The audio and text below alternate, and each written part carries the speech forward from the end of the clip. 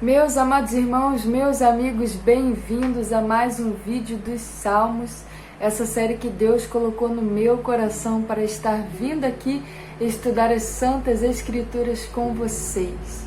Hoje no Salmo 43, vamos estudar esse Salmo juntos, vamos ver o que o Senhor tem a nos falar nesse vídeo do Salmo 43. Já pega a sua Bíblia física aí comigo e vamos começar. A tradução que eu uso aqui no vídeo dos Salmos com vocês, eu costumo usar a tradução Almeida Revista e Atualizada. Primeiramente, eu começo lendo o Salmo inteiro com vocês, depois eu venho comentando as partes que o Senhor falou comigo. Se o Senhor falou com você também, pode deixar aqui nos comentários se você tem alguma curiosidade, algum ensinamento sobre esse Salmo para nós edificarmos a nossa fé juntos. Salmo 43. Tem um título na minha Bíblia e está escrito: Desejos pelo Santuário. Salmo 43, versículo 1. Faze-me justiça, ó Deus, e pleiteia a minha causa contra a nação contenciosa. Livra-me do homem fraudulento e injusto, pois Tu és o Deus da minha fortaleza. Por que me rejeitas? Porque hei de andar eu lamentando sobre a opressão dos meus inimigos. Envia a Tua luz e a Tua verdade, para que me guiem e me levem ao Teu santo monte e aos Teus tabernáculos. Então irei ao altar de Deus que é a minha grande alegria. Ao som da harpa eu Te louvarei. Ó Deus, Deus meu. Por que estás abatido, ó minha alma? Por que te perturbas dentro de mim? Espere em Deus, pois ainda o louvarei a Ele, meu auxílio e Deus meu. Meus irmãos, já começando a comentar aqui o Salmo com vocês. Esse Salmo, ele não é um Salmo de Davi, mas é semelhante, né, à narrativa dos Salmos de Davi, porque aqui no versículo 1 nós já conseguimos ver que o salmista estava sofrendo uma perseguição, porque ele diz: Faz-me justiça e pleiteia minha causa contra a nação contenciosa, ó Deus. Livra-me do homem fraudulento e injusto. Ou seja, o salmista aqui ele está passando por perseguições. Ele está sofrendo um ataque de homens fraudulentos e injustos e nação contenciosa. Ou seja, pessoas que gostam de fofocar, de fazer briga.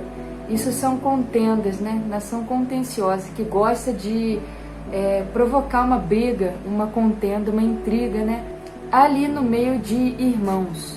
E se tem uma coisa que Deus odeia, é quem semeia contenda entre irmãos. Eu vou deixar a passagem aqui para vocês, que me vem na mente essas passagens, só que eu não lembro, né, a referência. Mas eu vou pesquisar e botar aqui para vocês. Não semeie contendas entre irmãos. Se você ver uma causa injusta ou alguma coisa que vai remeter à divisão de duas pessoas, pare e pense duas vezes antes de falar, né, uma coisa que vai colocar um contra o outro, antes de você semear uma contenda. Cuidado para não semear contenda entre irmãos, porque isso Deus detesta. Está escrito na palavra que Deus detesta. Então, se você for fazer a caveira, né, de uma pessoa para outra pessoa, falar mal de uma pessoa assim para outra, fazendo uma divisão, uma contenda entre irmãos, fazendo com que o coração do teu irmão mude acerca daquela pessoa, que a percepção, a visão mude acerca daquela pessoa, isso é muito perigoso, gente. Isso é semear contenda entre irmãos. Agora a pessoa passa a ter uma visão diferente do irmão. A pessoa fica dividida, né? E ela não tem mais o mesmo olhar. Então nós temos que ter muito cuidado ao comentarmos alguma coisa de alguém, principalmente irmãos da igreja, né? Nós temos que ter esse cuidado. Depois o salmista diz no versículo 2: Pois Tu és o Deus da minha fortaleza, por que me rejeitas? Porque hei de andar eu lamentando sobre a opressão dos meus inimigos. Meus irmãos, aqui o Espírito Santo ele me deu a entender que existem duas situações. Existe a situação que você está passando por uma prova e Deus realmente vai se calar, porque Ele vai provar a sua fé, até onde você vai adorar a Ele. Será que se você perder as coisas, se você sofrer perseguições, se você perder a paz, perder os privilégios da vida, você vai continuar adorando a Ele, você vai continuar engrandecendo a Ele, sendo fiel, orando, sabe? Indo aos cultos, louvando a Ele, ou você vai retroceder? Você vai entregar os pontos, você não vai querer mais ir à igreja, você não vai querer mais ter um relacionamento com Ele. Ou seja, Deus testando a sua fé, então Ele se cala. Mas também tem outra vertente, tem um outro lado dessa situação, uma outra interpretação desse texto. Muitas vezes, eu já falei isso aqui em outros vídeos, não é Deus que se cala na situação. Às vezes Deus vai se calar na provação, mas muitas vezes somos nós que nos afastamos dele.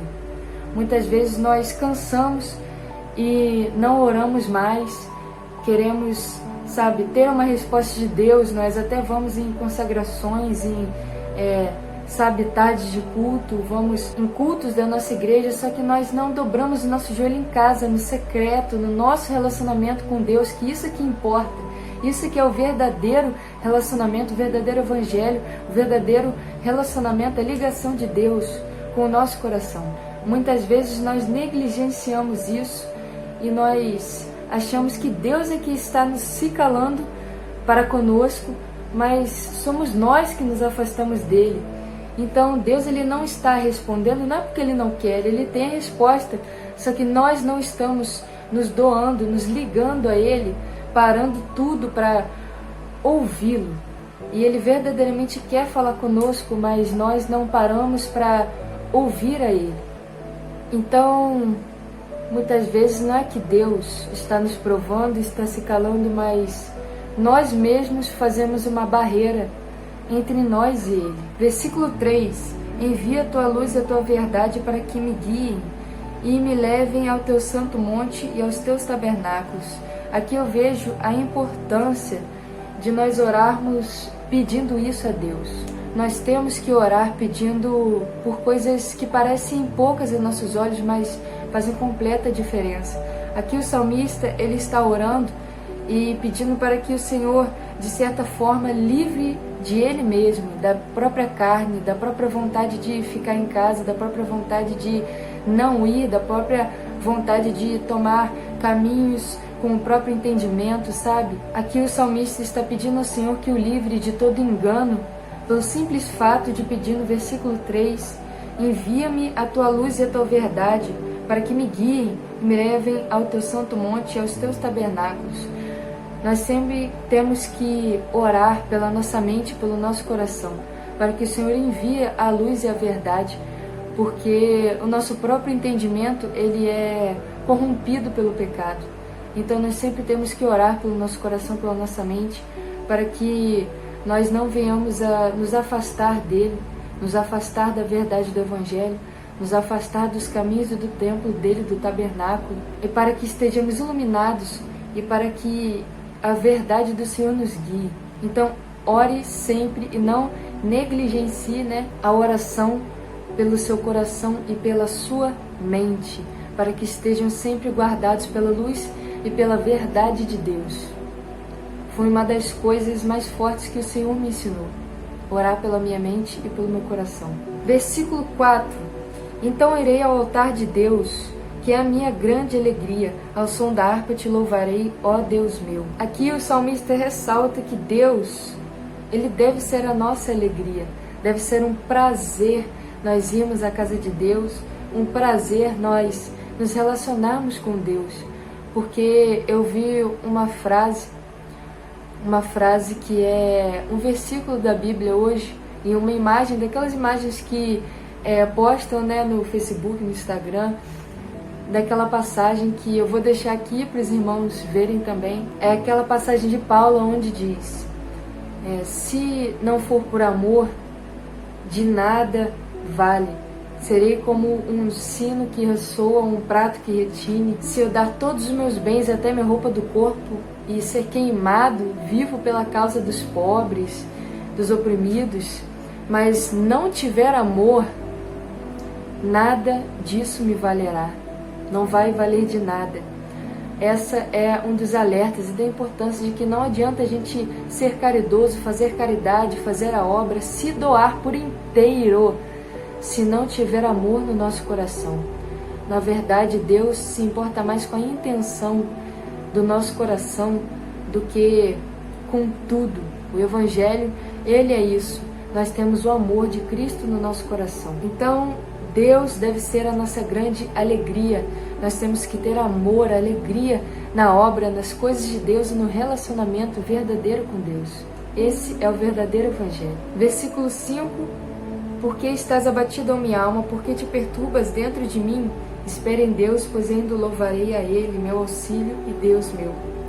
Tanto que eu nem sei se eu comentei, no começo do vídeo, que esse salmo dizem que é uma continuação do Salmo 42, porque esse mesmo versículo se repete no Salmo 42. E é um versículo que eu já disse no Salmo 42, vou falar de novo, que nos induz, ele nos faz refletir, olhar para a própria alma dentro de nós mesmos e nos perguntar: por que você está abatido? Por que você está assim? Espere em Deus, eu ainda louvarei a Ele, eu sei, eu conheço meu Deus. Eu sei que tudo isso vai passar. Eu sei que tudo isso é uma prova que a vitória da salvação, da alegria eterna já está garantida no final. Por que você está assim? Então é o salmista olhando para a sua própria alma e falando consigo mesmo, se perguntando: por que você está assim? Essa é a importância do autoconhecimento. Nós não podemos só levar a vida com a barriga e só ir sentindo as emoções, sentindo as coisas, empurrar com a barriga e não parar para se perguntar, para refletir. Por que eu estou sentindo isso? Eu estou passando por tudo isso, mas por que eu estou assim? Esse é o autoconhecimento, É a terapia, a psicanálise, isso tudo é muito importante para nós não só sermos levados pela maré, para que não venhamos a cair, porque negligenciando, deixando de lado nossos sentimentos, que acaba acontecendo uma besteira, As pessoas acabam tirando sua própria vida, acontece uma besteira. Então isso é muito importante. Isso parece ser bobo, parece que não é nada demais, mas é uma peça fundamental na nossa vida e na nossa vida cristã.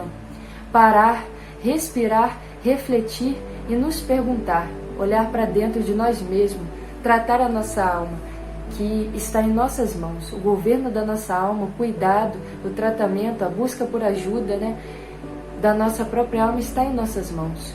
Nós temos que parar, nós temos que pegar nossa alma e falar: por que você está se sentindo assim? E até conversar com Deus, Senhor, eu estou sentindo isso, mas eu não sei o que está acontecendo, e parar para refletir e chegar à raiz do problema. Isso é muito importante, isso é uma libertação. Isso eu já falei no Salmo 42, se você não viu, vale muito a pena ver, porque eu trago com mais detalhes. É um vídeo mais longo, mas eu creio que vai edificar muito a sua fé e muito a sua caminhada com Deus. Meus amados irmãos, o vídeo é mais curtinho, o Salmo também é mais curtinho. Espero que o Espírito Santo de Deus tenha falado ao coração de vocês. Eu quero agradecer a você que ficou até esse ponto do vídeo comigo. Que Deus abençoe sua casa, sua vida, sua família, seu coração, a sua mente, os seus caminhos, em nome de Jesus. Muito obrigada por chegar até esse ponto do vídeo comigo. E até o próximo vídeo, se Deus quiser. Fique na paz do Senhor Jesus.